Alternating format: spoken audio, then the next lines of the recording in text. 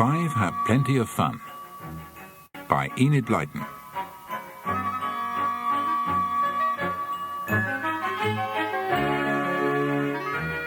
The day was too hot to do anything but laze. The 5 were quite content to do that on their first day together again. Soon they would want to plan all kinds of things, but the first day at Kirin was a day for picking up old threads, teasing Timmy, getting into the feel of things, as Dick said. Dick and Julian had been abroad for 4 weeks, and Anne had been away to camp. George had been alone at Kirin, so it was wonderful to meet together once more for 3 whole summer weeks. At Kirin too, with its lovely beach, its fine boating, and its exciting little islands across Kirin Bay. As usual, the first day or two passed in a kind of dream, and then the children began to plan exciting things to do.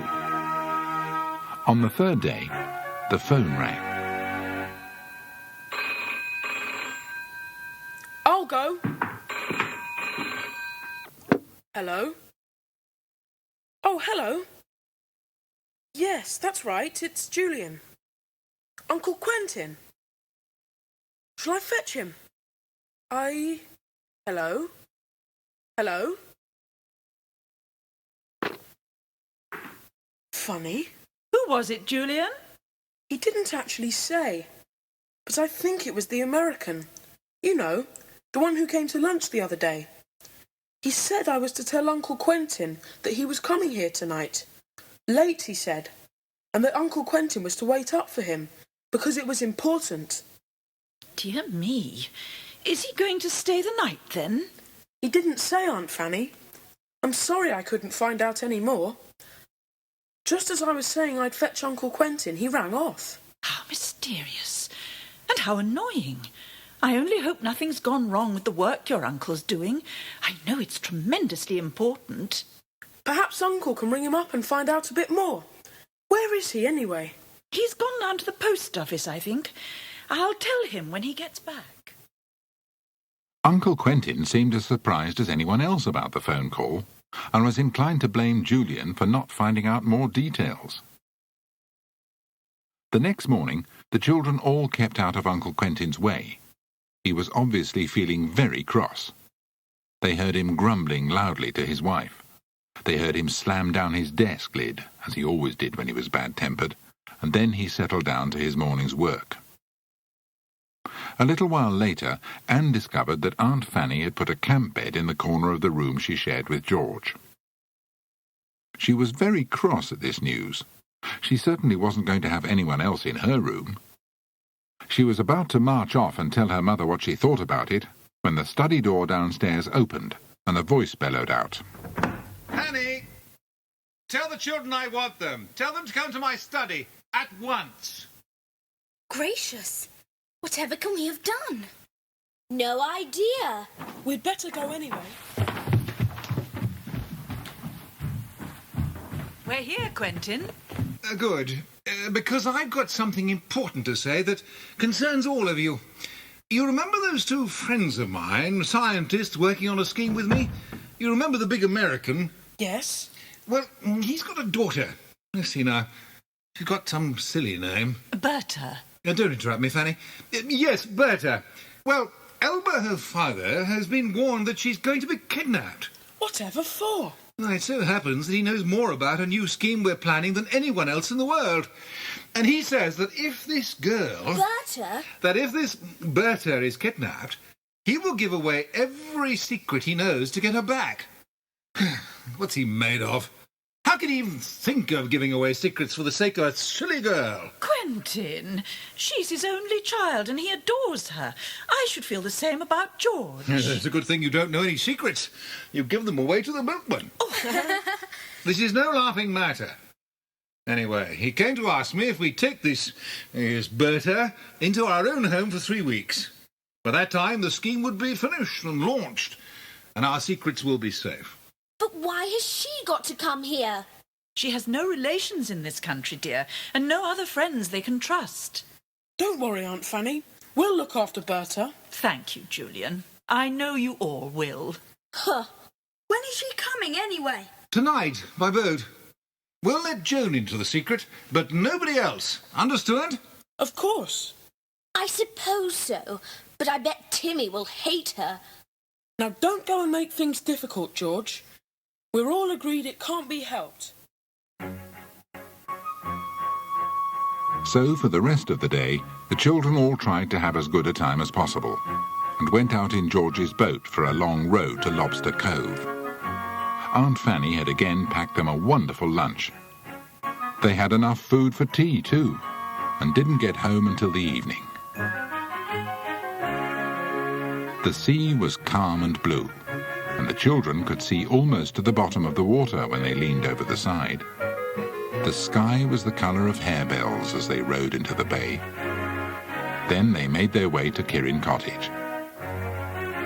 After supper, all four went upstairs, Anne and Dick yawning loudly and setting the others off too. Timmy padded behind them, quite glad that George was going to bed so early.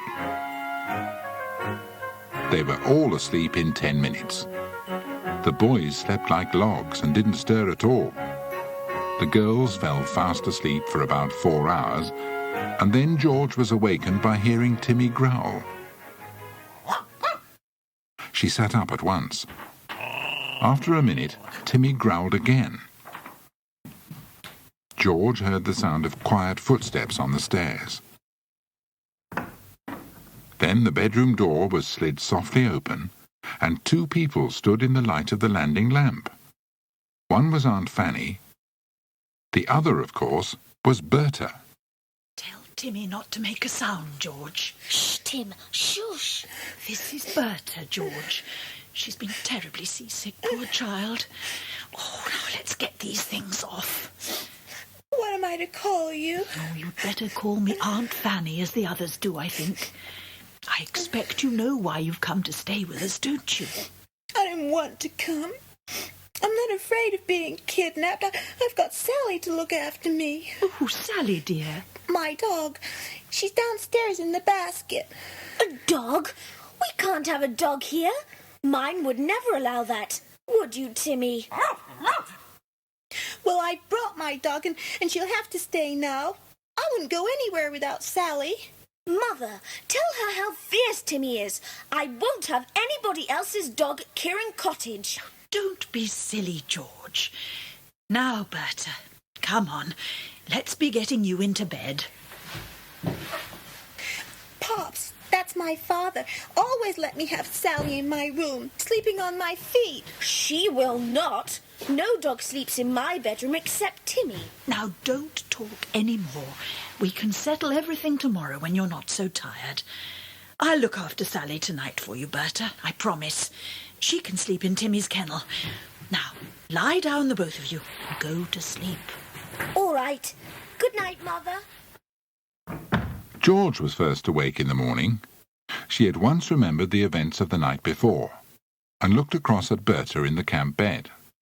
The girl was asleep, her wavy golden hair spread over the pillow. George leaned across Anne's bed and gave her a sharp nudge. What? What's the matter, George? Time to get up. Look over there. Berta's arrived. Where? Oh, yes. She looks all right. She's soppy. And she brought a dog with her. Timmy won't like that. Where is it? Down in Timmy's kennel. Berta actually wanted it with her in the bedroom. Imagine. I can't think what Timmy will say. Neither can I. It's a pity Berta isn't our kind. Look at her pale face. She looks really weedy, doesn't she? I'm sure she couldn't climb a tree or row a boat or... She's waking up. Oh. Hello. You weren't there when I went to bed. I was surprised to see you in the morning. I came in the middle of the night by boat. The sea was so bumpy, I got real sick. Bad luck. You didn't enjoy the adventure then? No, I guess I can do without adventures. I'm not keen on them, especially when Pops gets all excited and worried about me. The thing is, adventures come up all of a sudden, like a wind blowing up in the sky. And we're all in it, whether we like it or not. I say, look at the time. Isn't it time we got up? Yes, unless Berta wants to have her breakfast in bed. I bet she always does at home. I do not. I hate meals in bed. I'm going to get up. Gee, I wonder why the room was so full of brilliant light. Now I know. What a view. And what's that little island out there? That's Kirin Island. It belongs to me. Belongs to you. I bet you wish it did. It's really wonderful. Wonderful? Can't you say wonderful? It's got a D in the middle, you know. Yes, I'm always being told things like that. I do try, because I've got to go to an English school. My. I wish that island belonged to me. I wonder if my pops could buy it. Buy it? You donkey, I told you it was mine, didn't I? But you didn't mean it, did you? Yours? How could it be? It is George's. It's always belonged to the Kirin family. That's Kirin Island. George's father gave it to her. Great snakes, really? Aren't you the lucky one? Will you take me to visit it? We'll see. Hey, you girls! Are you getting up? We'll all be too late for a dip before breakfast this morning. Berta's here. We're getting dressed now. Are they your brothers? Yes. That's Julian and Dick. You'll like them, I'm sure. Won't you, George? Yes. Come here, Timmy. Come away from Berta. You're making a nuisance of yourself. Oh, he's not. I like him. He seems enormous after Sally. But you'll love her, George. You really will. What's that? It's the gong to say breakfast's ready. Come on. You sit down there, dear. Right. Who's this? Now, Quentin, don't pretend you don't know. It's Elba's girl. Your friend, Elba. She came in the middle of the night. Ah, yes. Well, glad to have you here. Let me see. Now, what's your name again? Berta. Ah, yes, Berta. I know your father well, you know. He's doing some wonderful work. He's always at work. He works all through the night sometimes. You often do that yourself, Quentin, though I don't suppose you even realise it. Really? Don't I go to bed some nights, then? You're like my pops. Sometimes he doesn't know what day of the week it is. And he's supposed to be one of the cleverest guys in the world. Oh, yes, yes. Coffee, Quentin? Now, what's this? Unless I'm very much mistaken, here's a letter from your father. Coffee, Quentin? I'll see what it says. I'll take that as a yes. Some for me, too, please, honey. It's all about you, Her name's Berta. About you, Berta. I must say your father had some very strange ideas. Yes, very strange. Like what? Well, he says here, she must be disguised in case anyone comes to find her here. And he wants us to call her by a different name. Well, that's sensible. But bless us all, he wants us to cut her hair short and dress her as a boy. I won't be dressed as a boy. I won't have my hair cut. I won't. After breakfast, Berta went with Anne to get Sally. She was a tiny black poodle. Everyone but George exclaimed in delight. Timmy stood by George, sniffing hard to get a smell of this new dog. The poodle stared at him out of her bright little eyes, quite unafraid, her funny little tail wagging merrily. Then Timmy went up to her and sniffed her nose. He licked it gently, and then lay down in front of her. Peace reigned in the house for a little while. George and Anne went to help Joan the cook with the washing up. She'd been astonished that morning to find a fifth child added to the household, but had been told that after breakfast she could go into the sitting room and hear an explanation. Soon all 5 children and the 2 dogs and Joan were in the sitting room with Aunt Fanny. Joan, you've always known what important work my husband does. Well, Berta's father does the same kind of work in America, and he and Quentin are working on a great new scheme together. Oh, yes. Well, we've heard some very distressing news. Berta's father has been warned by the police that it is possible Berta may be kidnapped. Kidnapped? I'm afraid so. And held to ransom. Not for money, but for the scientific secrets that he knows. So Berta has been sent to us to be kept safe for 3 weeks. By that time, the scheme will be finished and made public. I see. Berta is going to the same school as Anne and George, and it's a good idea to let them know one another first. We understand. I think we can keep Berta safe all right, don't you? Yes, but her father has now put up some more ideas he wants us to follow. He says it would be best to disguise her as a boy. Jolly good idea. And to give her another name, a boy's name. He wants us to have her hair cut short. Oh, please, not that. I hate it. Girls with short hair like boys look so silly. I think we'll have to do what your father says, Berta. You see, if anyone comes here looking for you, they would never recognize you if you looked like a boy. But my hair! How could Pop say I'm to have my hair off? He always said it was wonderful. Your hair will grow quickly enough. But what about clothes? Girls look frightful in boys' clothes. Pop's always said so till now. You won't look any worse than George does. She's got boys' clothes on now. I think she looks awful. Well, I think you'd look horrible too. You wouldn't even look like a boy. You'd look little girlish, silly little sissy boy. George wants to be the only one. Well, I'll go out and buy some things for Berta this morning. Then shall I cut her hair? You can certainly go shopping for Berta if you like, but I'd rather you didn't cut her hair. You'd make her look like a scarecrow. Now, what about a name? We can't call you Berta anymore, that's certain. Well, I don't want a boy's name. It's silly for a girl to be called by a boy's name, like George. If you mean to be rude to me, I'll... Oh, George, you and Berta will be the death of us. And I'm sorry, but you'll have to have a boy's name, Berta. Well, let me use my second name then. It's used for a boy too, only then it's spelt differently. It's Leslie. It's a nice name, I think. Leslie?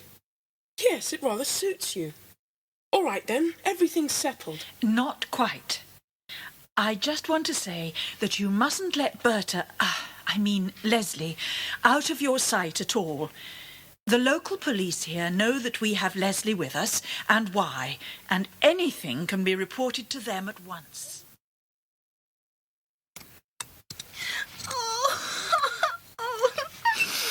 There. That's about it, I think. You know, it's very odd, but she does look rather like a boy. Oh, let me see. Where's the mirror? Oh, I look awful. I don't know myself. Nobody would ever recognize me. Splendid! That's absolutely right. Nobody would recognise you now. Your father was right to say cut your hair off and dress you as a boy. Stop crying now, Berta. Leslie, come on. You've been very good to sit still all that time. I must think of a little reward for you. Oh, please. The only thing I want is to have Sally Dog to sleep with me. Oh, dear, Leslie, I really can't have another dog in that little bedroom. Berta could have her camp bed in my room. I don't mind the dog if Leslie doesn't mind sharing. Oh, Joan, that's good of you.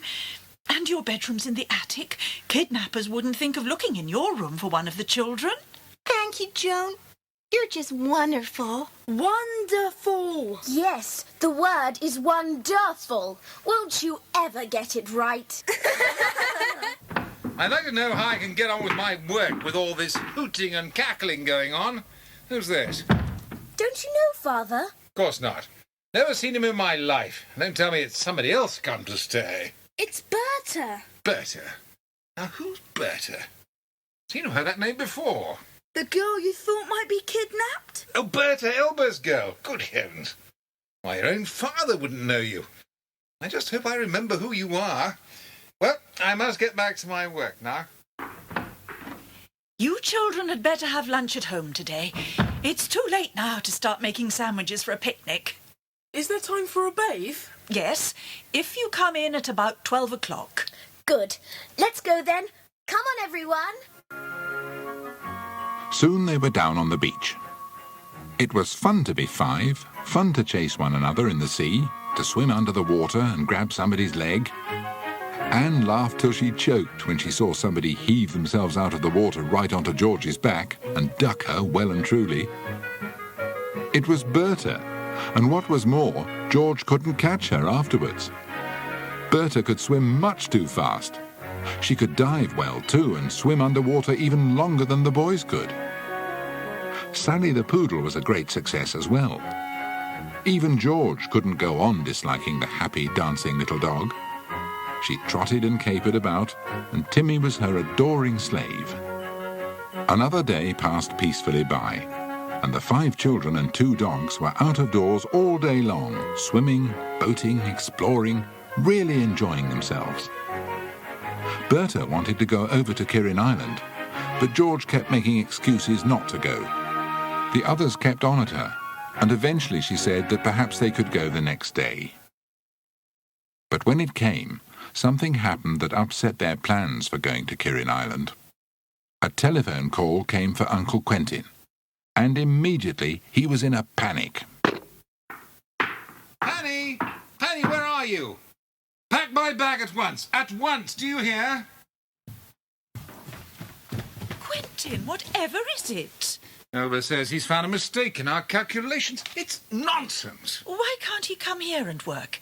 Tell him to come here, Quentin. I'll find a bed somehow. He says he doesn't want to while his daughter, what's her name, is here. Oh, he's probably right. If any kidnappers followed him, they'd soon find out where she was. Well, that's what I was trying to tell you. Anyway, I must go to Elba straight away, so pack my bag, please. I'll be back in 2 days' time. In that case, I'll go with you, Quentin. I could do with a quiet 2 days. Will you really come with me? I thought you'd hate to leave the children. It's only for 2 days, and Joan is very good with them. They'll be quite safe. In any case, I'm beginning not to believe that tale about kidnappers. I expect Elba just got into a panic when he heard the rumour. The children were told of the sudden decision when they got back to lunch that day. Joan had to tell them because Aunt Fanny and her husband had already departed. Then that night, when everyone in Kirin Cottage was asleep, a black cloud crept up the sky and blotted out the stars one by one. A low roll of thunder came. It was far off, only a rumble, but it woke Anne. She got quietly out of bed and padded over to the open window.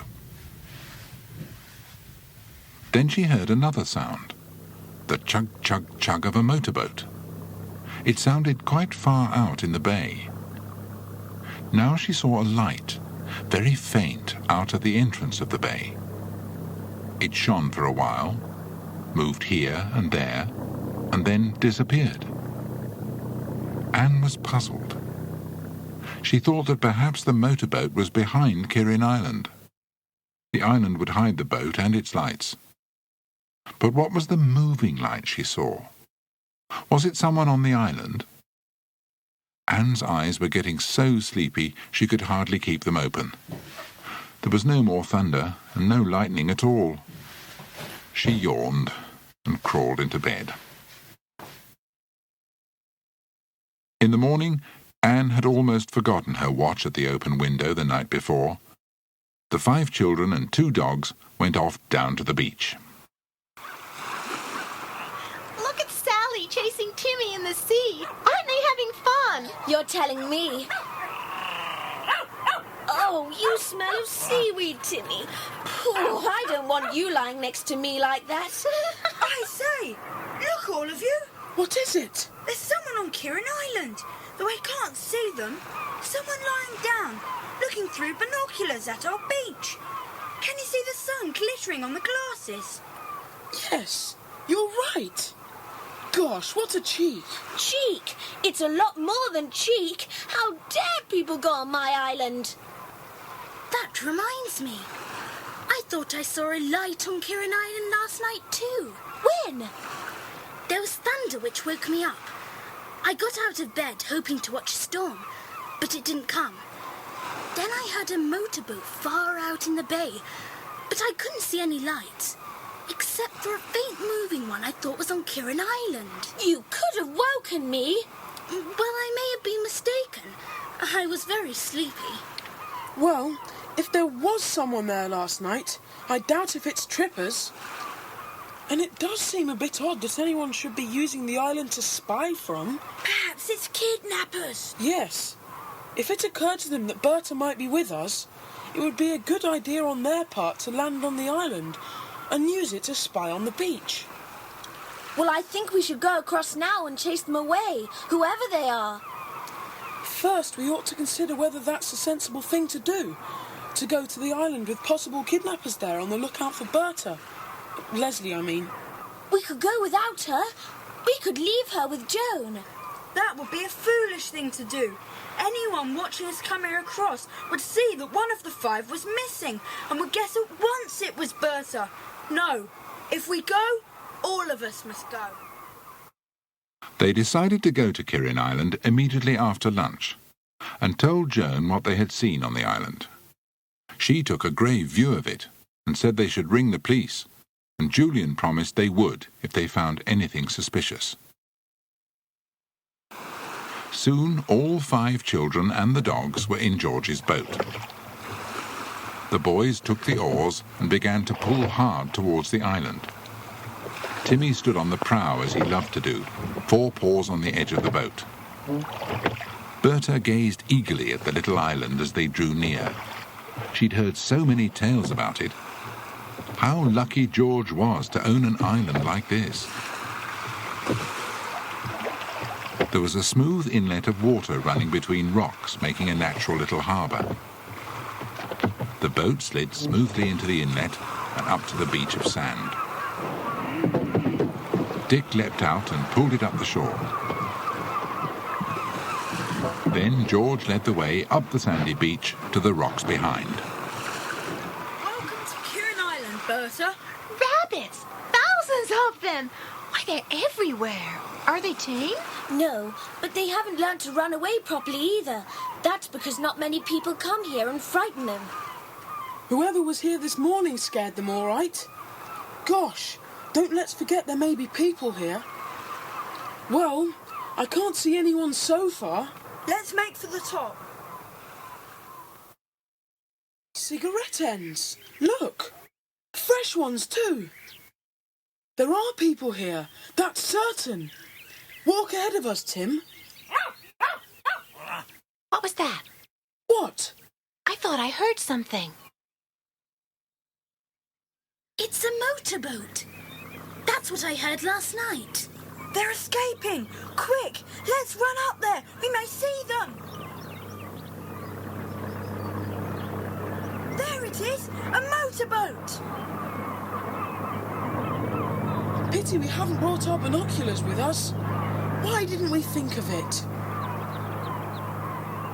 They must have anchored their motorboat out there and somehow clambered ashore over the rocks. Yes, and if they came last night, they must have clambered to the shore in the dark. It must have been the light of a lantern or torch you saw on the island last night then. They probably didn't want to be seen arriving on the island, and that's why they went to the seaward side. I wonder if they were men spying to find out if Berta is with us or not. They all went back soberly to Kirin Cottage and told Joan what had happened on the island. A letter had arrived while they were out to say that George's mother and father were staying away a whole week. Complications had arisen, the letter said. Julian made up his mind to guard Berta every minute. Thank goodness they had Timmy. Nobody would dare do any kidnapping under Timmy's eye. He thought it was a good idea to put Timmy in Joan's room that night. In fact, if George agreed, it would be best to do that each night. Later that evening, the 5 children sat round the table playing cards. Julian and Berta sat side by side, as Julian was helping her. She looked exactly like a very earnest little boy, with her straight, close-cut fair hair. George sat opposite the window, with Dick on one side of her and Anne on the other. Whose turn is it? Oh, yours, George. Your turn, Dick. Dick, come on. Do buck up. You're slow tonight. All right. Hey! What is it? What is it, George? Out there! Look! A face! I saw a face peeping in at us through the window. Timmy! Timmy, quick, go after him! Where is he? Timmy! Where were you? Idiot! Jump out of the window! Go on! Chase him! Find him! What on earth is going on in here? Listen! Shut up, Sally! Listen! He's got away, whoever it was. You nearly scared the life out of me, George, when you yelled. Timmy! Will someone please tell me what this is all about? Where were you, Timmy? How dare you leave me just when we needed you? I'm ashamed of you, Timmy. You could have caught him easily. Oh, don't! Poor Timmy! You let me scold my own dog if he needs it. And you go and scold yours too. I bet Timmy followed your horrid little woolly pet into the kitchen. It was her fault, not his. I wasn't! Shut up, George! Your temper gets us nowhere. I think we should all go to bed, all of us. I don't like this one bit. I shall ring up the police and warn them. Leslie, you come with me straight away. I think perhaps you're right, Joan. I'll lock up everywhere. Come on, girls. Timmy was astonished and upset to find himself handed over to Berta and Joan. He cheered up a little, though, when he saw that Sally was going to be with him, and trotted rather mournfully up the attic stairs to Joan's room. Joan soon got Berta into bed, and then undressed herself. She fastened the window and locked the door. She gave Timmy a rug in the corner, and Sally jumped up on Berta's bed as usual. On the floor below, the two boys followed the same procedure, and so did Anne and George. Doors were locked and windows fastened, though it was a hot night, and they were all sure they'd be melted by the morning. Anne fell asleep, but George didn't. Then she heard the sound of a door being unlocked. It sounded as if it came from the attic. Was it Joan unlocking her door? What did she want? Who is it? It's me, Joan. I brought Sally down, George. Timmy keeps trying to get up on Berta's bed with Sally and she can't go to sleep. So will you have Sally, please? Oh, blow. How's Timmy? All right. I'm glad to have him up there tonight with all these goings on. Well, good night, George. Sleep well. Come in here then and settle down.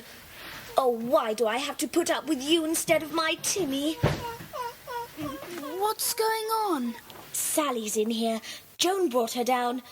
Now I'm getting back into bed, Sally. You lie there. Just settle down now. Just be quiet, will you? Right, that does it. I'm not having you jumping on my bed like that. It's bad enough just having you in here instead of Timmy. I'm jolly well going to take you downstairs and put you in Timmy's kennel. You can spend the night there. Good idea. Then I can get some sleep. Now, where's my dressing gown? Right. Now come here. Oh, stop wriggling. You're going in the kennel, and that's that. Stop wriggling, I say. How am I going to open this door with you squirming? Here we are. What? Right, this is the one. The one with the curly hair, and this is her dog. Put him in the kennel quick before he parts the place down. And you, Missy, if you know what's good for you, you'll keep quiet too. Come on.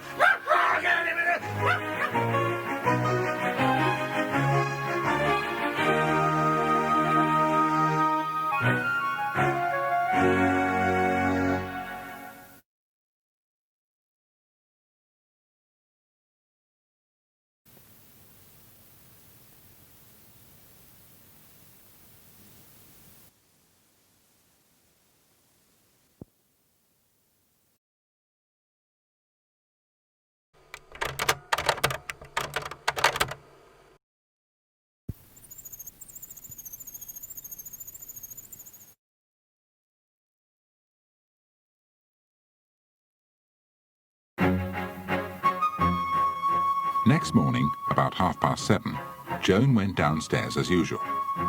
Berta was awake and decided to fetch Sally from George's bedroom. But neither George nor Sally were there. Anne told her George had put Sally in the kennel and had probably gone down to fetch her back. Dick and Julian were awake and quite ready for a before-breakfast bathe. Anne joined them as they went downstairs. Then Timmy came up looking puzzled. He'd hunted everywhere for George and hadn't found her. The children decided that she must have gone for an early bathe. Soon all four were on the beach with the two dogs. Sally was very happy to be with Berta again, but Timmy was very downcast. They couldn't see George anywhere. They all gazed over the water, but no one was bathing that morning. Anne was becoming very worried. She began to think that something had happened when George went downstairs with Sally in the night. They went back to the house to see if they could spot anything. And as soon as they began to look near the kennel, Anne gave an exclamation and bent down. She picked up something and held it out to the others without a word. It was the belt from George's dressing gown. Berta at once began to feel scared. George's sudden disappearance had brought home to her the very real danger she was in. Julian shut and locked the garden door and called Joan. They had a very serious conference indeed. Joan was horrified. I said we must lock the doors and windows. I said we must tell the police. And then George has to go down all by herself in the garden. If only she hadn't had the poodle. No wonder they thought it was Berta with Sally in her arms. Listen, Joan, there are lots of things to do. First we must tell the police. Then, somehow, we must contact Aunt Fanny and Uncle Quentin. It's so like them not to give us an address. Then we must decide about Berta. She must be well hidden away somewhere. Yes, that's certain. I know where we could hide her. You remember Jo, the little gypsy girl you had an adventure with? Yes.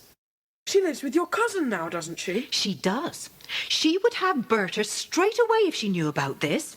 And nobody would think anything of my cousin having a child to stay with Jo. She often does. Good idea. We could trust Jo to look after her. What's she like, though? You'll like Jo. She's a pickle. But her heart's in the right place. Oh, yes. Now, come on, Leslie. We must hurry. Julian, is she to go as a girl or a boy now? A girl, please. A girl. Yes, I think you're right. But for goodness sake, don't call yourself Berta yet. She can be Jane. That's a nice name. Come along now. We'll have to pick out your simplest clothes. I'll ring up the police and call for a taxi. No, don't get a taxi for us. I don't want to arrive at my cousin's little cottage in a taxi and make everyone stare. Jane and I will catch the market bus. It'll take us almost all the way. Then we'll only have to walk down the lane. Good idea. Oh, hello. Police? Yes. I'd like to report a kidnapping. It wasn't very long before the police arrived. Julian took them into the sitting room and began to tell them all that had happened. In the middle of it, there came the sound of footsteps racing down the stairs. Then down the garden rushed Joan, carrying a small suitcase. Berta ran behind her, a different Berta now, dressed in a frock instead of jeans and jersey. When Julian explained where she was going, the sergeant frowned and told him he shouldn't have arranged that until he had consulted the police. Then the phone rang and Anne answered it. It was for the sergeant to say that the kidnappers had contacted Elba Wright and told him that they'd got his daughter Berta. And he was so shocked he'd promised to give them all they wanted. But when Dick said he'd better be told that it wasn't Berta the kidnappers had got, but George, the sergeant told him not to interfere or try meddling. It was most irritating. When the police had gone, the boys went outside to have another look at where George's dressing gown belt had been found. Sally and Timmy went with them. Timmy sniffed around a good bit, and then, nose to ground, went down the garden path to the front gate, pushed it open, and went through it. He's following some kind of trail, Dick. That's what Timmy's doing. I'm certain it's George's. Come on, then. Let's follow him. Not so fast, old boy. We're coming too. Where's he heading? Into the woods by the look of it. Where'd he go? There he is. Timmy, wait for us. He stopped. What is it, boy? What have you found? Car tracks. See? Well done, Timmy. They must have parked here, then crept to Kirin Cottage and waited for a chance to get Berta. But they got George instead. And they wouldn't have got anyone if only she hadn't been ass enough to take Sally to the kennel. You know, these tracks were made by very big tyres, and I rather think they're American. I can go and ask Jim at the local garage. He'll know. I'll just sketch one quickly. There's quite a lot of crisscrossing of tracks. When they got George, they must have pushed her into the car and turned it round. They made a mess of turning, though. They bumped into this tree. Look, there's a mark right across it. Where? Yes, a bright blue mark. So the car was that colour. Well, that's something we've learnt. A big blue car, probably American. Surely the police could trace that. Timmy's still nosing around. The picture of misery. Poor old Tim. Hello. He's scraping at something. What's he got? A comb. Did George have a comb like this? Yes. She must have thrown it down to show us she was taken here. And look, what's that? Her handkerchief. It's got her initial on. See? If only she had had a pencil too. She might have had time to write us a note. That's an idea. Let's hunt even more carefully. What's that piece of paper there? Stop it blowing away, can you? Got it. Well? It's George's writing, all right. The G there is exactly like the way she always writes the big G at the beginning of her signature. What's it say? Just one word. It looks like gringo. Gringo? But what on earth is that supposed to mean? Dick and Julian went back to Kirin Cottage and showed Anne the things they had found. Julian telephoned the police, and the sergeant said he would send his constable up to examine the place where the car had stood. But it was his opinion that the piece of paper wasn't of much use. It was a very miserable day, although the sun shone down warmly and the sea was blue and most inviting. But nobody wanted to bathe, nobody really wanted to do anything but talk and talk about George and what had happened. Joan came back in time for lunch and told them that Berta was now safely in her cousin's cottage. Then there was a worried phone call from Aunt Fanny. She was shocked at the news she heard and told them that their uncle had collapsed. He'd been working very hard, and the news about George had been the last straw. Everyone went miserably to bed that night. Julian couldn't sleep. He tossed and turned, thinking about George. Hot-tempered, courageous George. He worried and worried about her, wishing he could do something. Then suddenly, a stone rattled his window. Who was throwing pebbles? He went to the window and leaned out. Who is that? Is that you, Dick? Joe! No, it's Julian. I'll let you in. Don't bother. I'll shin up this tree. Dick, wake up. Joe's here. What? Joe, you say? Here? Tonight? Hello, you two. I simply had to come. This girl, who calls herself Jane, told me all about how George had been captured in mistake for her. If I was her, I wouldn't let someone stay kidnapped because of me. Don't like her. She's silly. And I'm supposed to keep an eye on her. Well, we've found out a few more things since Leslie. No, I mean Jane. What do you mean? I mean Jane. We've found out something else since Joan parked Jane with you this morning. Have you found out where George is? I'll go and break in and get her out if you have. Oh, Joe, things aren't as easy as all that. I'll show you. George threw out this bit of paper with this one word written on it. Gringo, see? Does it mean anything to you? Gringo. That rings a bell. Let's see now. Yes, I remember. A fair came to town a few weeks back. That was Gringo. Gringo's Great Fair. Where did it go? Fallenwick, I think. Then to Granton. Yes. I made friends with the boy whose father owned the roundabout. Do you suppose this gringo could be anything to do with the gringo George wrote on the paper? I don't know. But if you like, I can go and find the fair and get hold of Spiky, the roundabout boy, and see if I can find out anything. Find out if this gringo has a car too. A big car. All right. I'll find out. I'll go now. Here, you lend me a bike and I'll bike to Granton. Certainly not.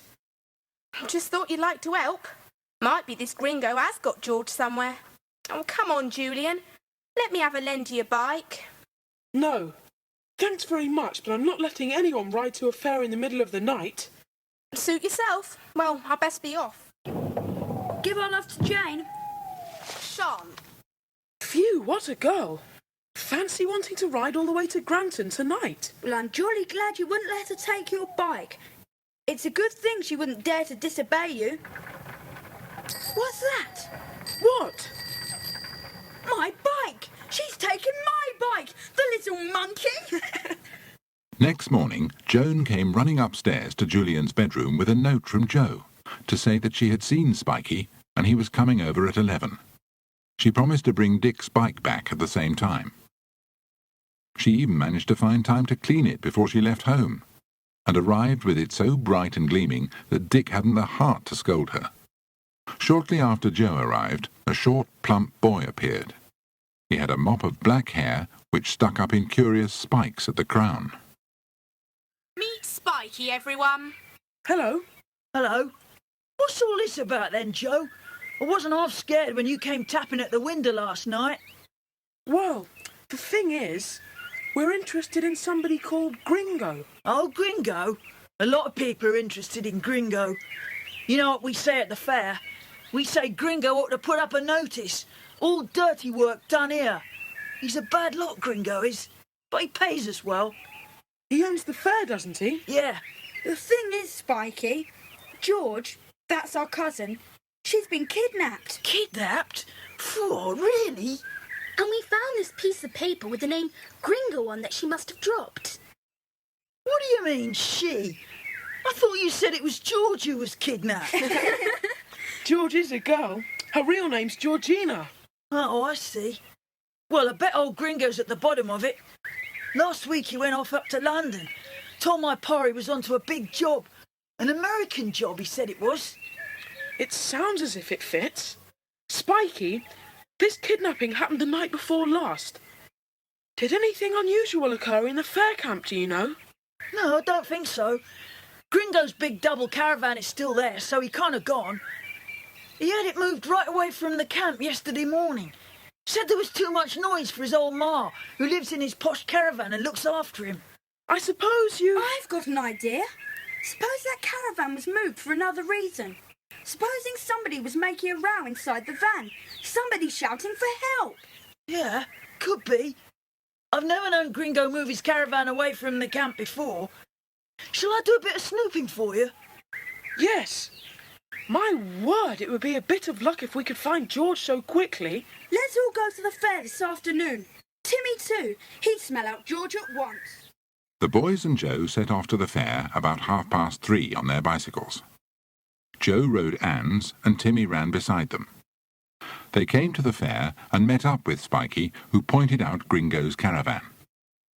Julian suggested that they bought a ball which they could play with near the caravan. Then one of them could throw it too hard, and it would go near the van and give them a chance to peep inside. They wandered round the fair to find somewhere to buy a ball, but there seemed to be none for sale. So they had a go at the hoopla stall, and Julian managed to get a ring round a small red ball. Just the thing.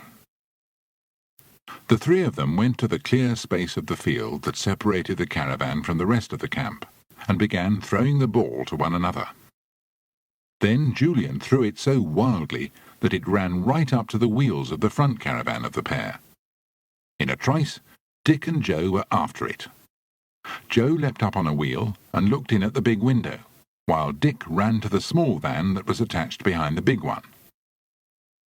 A quick glance assured Joe that the big caravan was empty. Dick peered into the window of the smaller one. At first he thought there was no one there. Then he saw a pair of fierce eyes. The eyes of a small, bent old woman with untidy hair. She looked like a witch, Dick thought. A few seconds later she came down the steps, shouting and shaking her fist at them. The three of them stood their ground as the old woman came right up.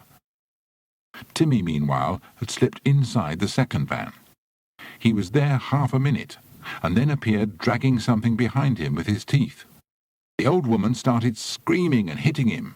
She pulled whatever it was away, and rushed up the steps to the caravan and slammed the door. If that woman hadn't been old, Timmy would have shown her he was top dog. Whatever was he pulling out of the van? Didn't you recognise it, Dick? It was George's dressing gown. Really? My word! Yes, it could have been. But what does that mean? George isn't in those vans or Timmy would have found her. No, but there's no doubt she has been in that caravan. Where is she now, I wonder?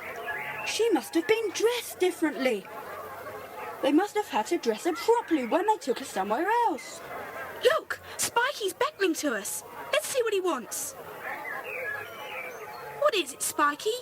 I just saw Gringo's old ma chasing you. She seemed pretty annoyed. She was, especially when Timmy got hold of George's dressing gown. So where is she? That's what we'd like to know. Well, I've got a bit of information. It seems that this afternoon, before the fair opened, Gringo got his car and towed the little van out of the field. He said it needed repairing. And when did the van come back? Just before you came. It was gone an hour, I should think. An hour? Well, suppose it goes at an average speed of 25 miles an hour.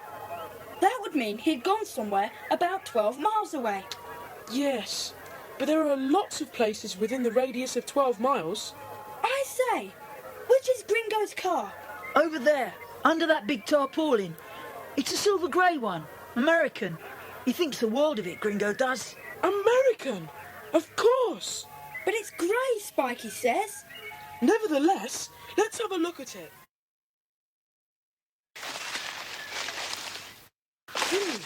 Well, it's certainly grey. But look at those wings. Bright blue. And that's a nice deep scratch on one of them. Bit of an accident with a tree, do you think? Yes, this is the car, all right. Now we need to find out where it went this afternoon. Spikey, which way did the car turn when it went out of the field gate? Towards the east, the road to Big Twillingham. But what do you propose to do, Jude? Bike over to all the towns which can be reached in half an hour and ask if anyone has seen the car? No, I'm going down to the garage to see our friend Jim. I'll ask him to ring up any friends he has in the garages in those towns and ask him if they've seen the car passing through. They'd certainly remember it if they had. They discovered there were 6 towns which could be reached in about half an hour from Big Twillingham. Julian's friend Jim was quite willing to ring up the garages. He knew boys working in main garages in 4 of the towns, and he knew the hall porter of a hotel in the 5th town, but he knew no one in the 6th. Jim started with a garage in Hillingford, but his friend there said no car like that had come through. He got the same reply from his friend Jake at Green's garage in Lowington. Next he rang the hall porter, who was a cousin of Jim's. He did have some news. He said he was in a shop in the main street of Gracefield when this enormous car had driven up, silver grey with blue wings. The driver had got out and come into the shop for some cigarettes. Jim's cousin noticed he had dark glasses on and a big gold ring on his finger. Not only that, when he got back into the driver's seat, he had called out to whoever it was in the back of the car to ask directions. And the reply had come, "Not far now, intertwining, turn to the left, and it's the house on the hill." What luck!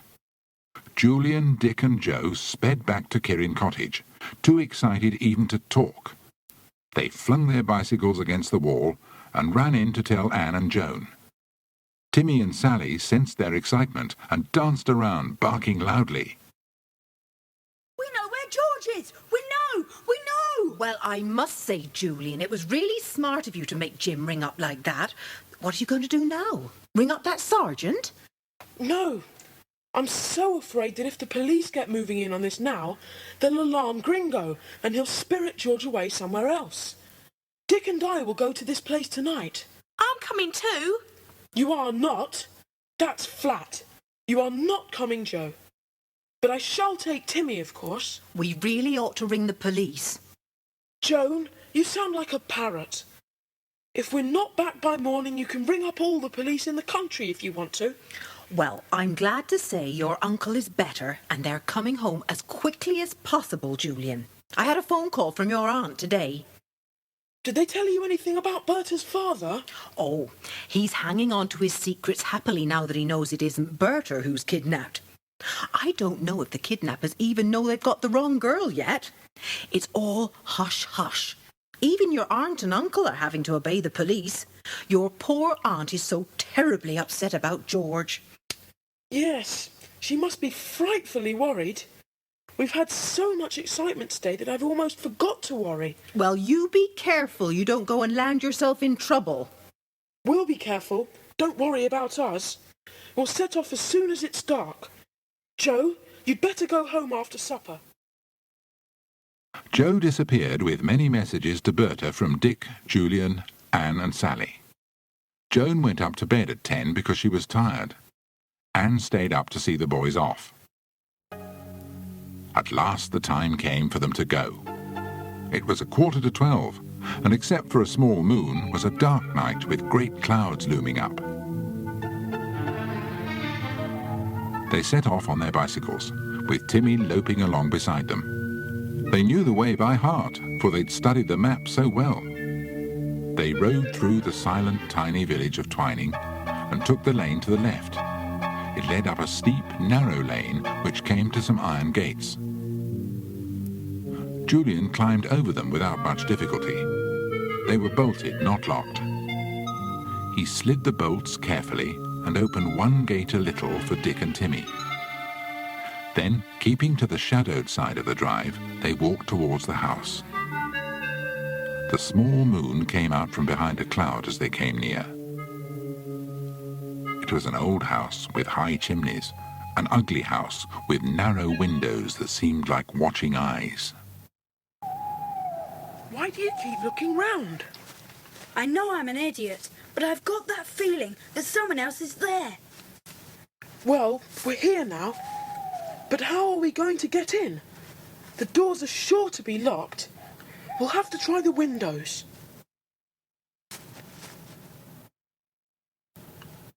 No good. Let's try the ones round the other side.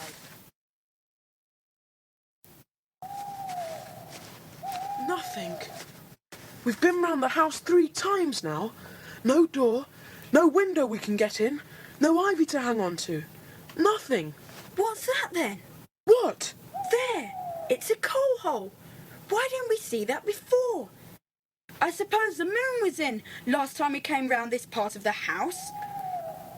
Could it be a trap? I don't see how it could be. Come on, let's get down. Look, there's a whole lot of coke down there. We can easily jump on it. Tim, you go first. Right, now me. Now you, Julian. Oof. Shine your torch around, Dick. Let's see where the door is. Over there. See some steps? Right, let's go. What was that? What? Didn't you hear it? It sounded like someone treading on the coke. I hope nobody's shadowing us. I don't want to end up a prisoner too. A cat. It was only a cat. Come on, let's get up these stairs. Shall I open the door? Yes, but be careful, and let's hope it's not locked. Right, now to work. Where shall we start looking? Upstairs, I should think. In the bedrooms. Right. Shh. I'm sorry. What's that? I can hear somebody. Is somebody snoring? That's not George. I can hear someone breathing heavily in this room too. That's not George either. There are some more stairs. Let's go up there and look. These two rooms seem to be empty. This one isn't. I can hear loud breathing. Sounds like a man. There's someone asleep in this one too. It sounds like another man. There don't seem to be any more rooms. Hello, where's George then? Look, there's a little wooden door there.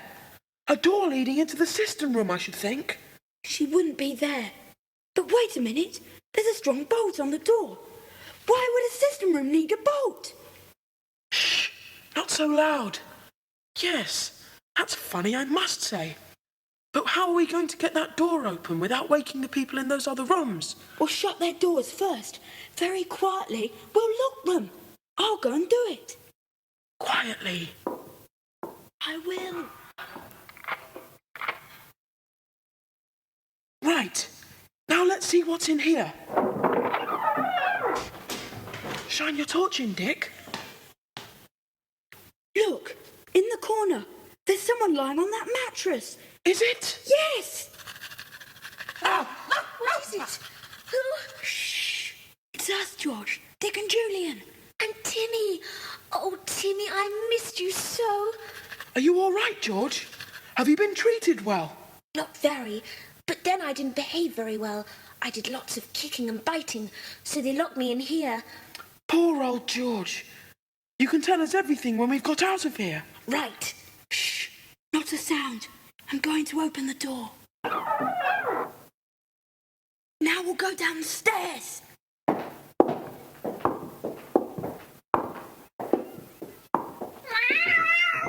What is it?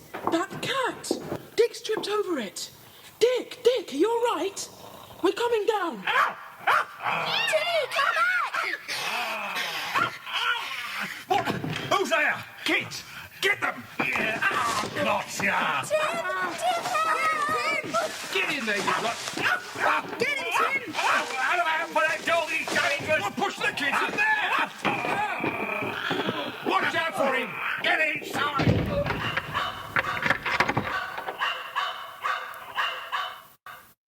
That wretched cat. If it hadn't been for him, we wouldn't be locked up together here, with Timmy outside. And we so nearly managed to escape. I can't think what will happen now. Timmy's out there and can't get into us. We can't get out because the door's locked, and those men won't dare set a foot outside their door while Tim's there. And we've locked the people into their rooms upstairs. Well, it's certain that nobody can get out of their rooms to help anyone else. So it looks as if we'll all be here till doomsday. How did you find me here anyway? It's a long story. We'll tell you when we get out of here. If we ever do.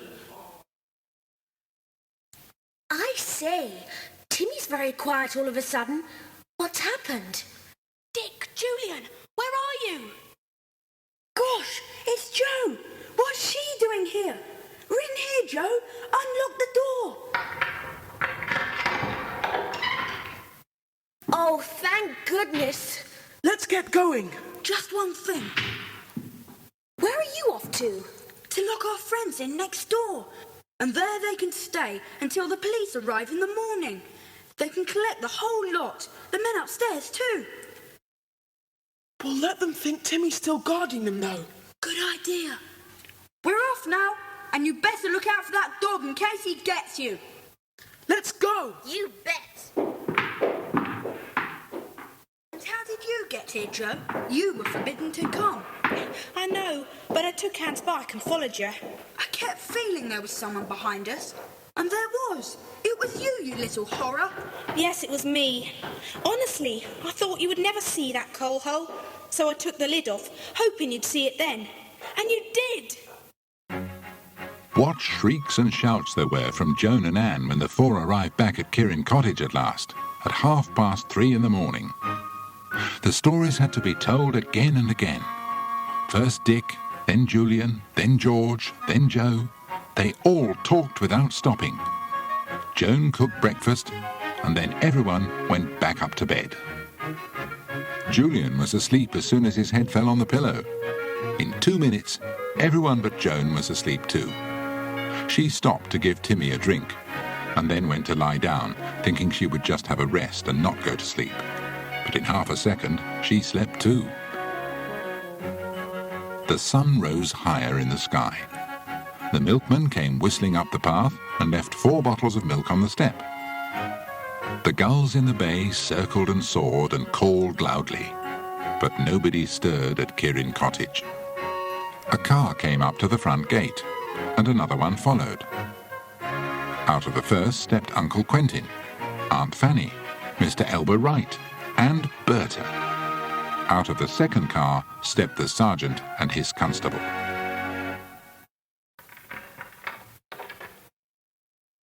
Anyone at home? Where is everybody? Well, they can't still be in bed, surely. I'll go and see. They're sound asleep up here. Dick and Julian. I'll check Anne's room. Yes, Anne's here too.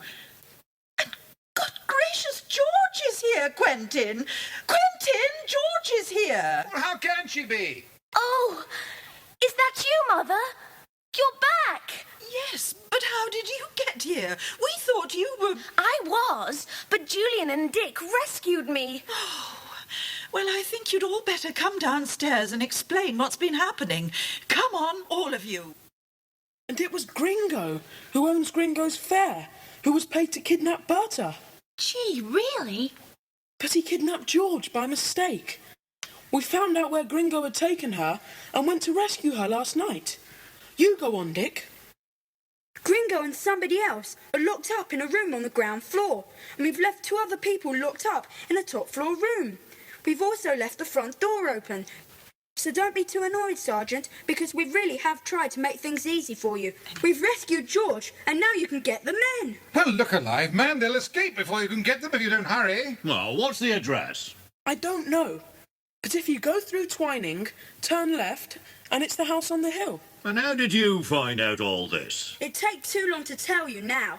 And I think we've talked long enough. I could do with some coffee. And you, my good man, do go and catch your kidnappers. Oh, yes. Right, well, come on, Constable. Well, this is a happy ending. And I can take my little Berta back with me after all.